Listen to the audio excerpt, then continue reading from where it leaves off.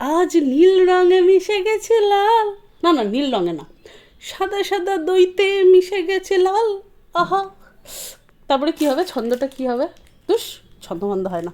তো চলো যেটা পারি সেটা দেখাই তোমাদের। তো আজকের রেসিপি হলো দই বেগুন। হ্যাঁ, এরম সুন্দর লাল লাল দই বেগুন। দই বলে সাদাটে হবে এরম কোনো ব্যাপার নেই।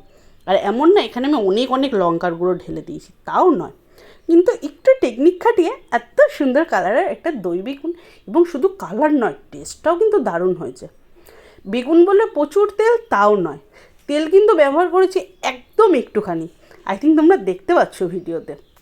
তো প্রথমে বেগুনকে এরকম লম্বা লম্বা করে কেটে নিয়েছি, তারপরে তাতে নুন আর হলুদ দিয়েছি, দেন মোটামুটি ফ্রাই করে নাও, তারপরে তুলে নাও। যেটুকু তেল দিয়েছিলাম সেটুকুই আছে, টেকনিক খাটিয়েছি বাস। এরপরে একটা মশলা তৈরি করেছি। তো মশলায় কি দিয়েছি, অল্প একটু পেঁয়াজ, একটু আদা, একটু কাঁচা লঙ্কা আর টমেটো।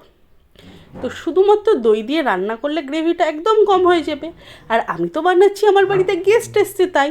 তো সেই জন্য একটু গ্রেভি না হলে কী দিয়ে খাবে তারা, তাই না? তো সেই জন্য এই পেস্টটা করে কড়াইতে দিয়েছি। কড়াইতে ওটা দিয়ে তারপরে আরেকটা পেস্ট বানাচ্ছি। দিচ্ছি দই, হলুদ, লঙ্কার গুঁড়ো, জিরের গুঁড়ো, ধনের গুঁড়ো আর অল্প একটু লবণ। লবণটা অবশ্যই পরিমাপ অনুযায়ী। দেন সেটাকে মিক্স করে নিয়েছি। তারপরে ওই যে মশলা কষাতে দিয়েছিলাম তার মধ্যে দিয়ে নিচ্ছি। এবার ভালো করে কষাচ্ছি, যতক্ষণ না তেল না ছেড়ে আসছে ততক্ষণ অবধি এটাকে কষাও। তবে হ্যাঁ, পোড়া যাতে না লাগে। পোড়া লাগলে গেস্ট বলবে, বাবা তোমাদের বৌমা তো রান্নাই করতে পারে না। না না, রান্না করতে পারি না আবার এরকম কথা আছে? আজকে যা রান্না করবো না আঙুল চেটে খাবে। হ্যাঁ, তো মশলা কষাতে কষাতে দিয়ে দিয়েছি চিনি। তারপরে আবারও মিক্স মিক্স মিক্স মিক্স করছি। চিনিটা একদম কম পরিমাণ দিয়েছি। চিনি দেওয়াতে কী হবে, তরকারি থেকে তেল ছেড়ে আসবে, কালারটাও সুন্দর হবে, আর নুন ঝাল এগুলোর যে ব্যালেন্সটা সেটা সঠিক লাগবে। তারপরে ওই দইয়ের যে বাটিটা সেটা ধুয়ে জল দিয়ে দিয়েছি, একটু ঢাকা দিয়ে রেখেছিলাম। ঢাকা দিয়ে ফুটতে দেওয়ার তেলটা বেরিয়ে এসেছে, তারপরে বেগুনটা দিয়ে দিচ্ছি। বেগুন দিয়ে ওর সাথে যুদ্ধ করার কোনো দরকার নেই। হালকা হাতে নেড়ে ছেড়ে নিয়ে মিনিট পাঁচেক ঢাকা দিয়ে রাখলেই একদম স্টিমটাকে লো করে ব্যাস রেডি হয়ে গেল আজকের মতো সুস্বাদু দই বেগুন। দেখি নিও, গেস্ট খাবে আর বলবে, বাহ তোমাদের বাড়ির বৌমা তো দারুণ রান্না করে।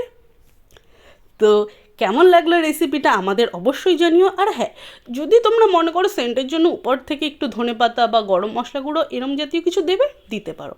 তবে দেখো রান্নাটা এত কম তেলে করেছি, তাও কত তেল দেখাচ্ছে, মনে হচ্ছে যেন তেলে চুপচুপে করে রান্না করা। তবে এই রেসিপির কিন্তু অনেকগুলো প্লাস পয়েন্ট আছে। যেমন ধরো, যারা তেল ভাসছে এরকম ধরনের খাবার খেতে পছন্দ করো তাদের জন্য তো পারফেক্টই। আবার যারা একদম কম তেলে খেতে পছন্দ করো তাদের জন্য কিন্তু পারফেক্ট। তার কারণ এটা দেখতে তেলাক্ত, কিন্তু রান্নায় তেল বেশি দেওয়া হয়নি। তো কবে বানাচ্ছ অবশ্যই জানাও। ভিডিও ভালো লাগলে লাইক করো, শেয়ার করো, সাবস্ক্রাইব করে রাখো।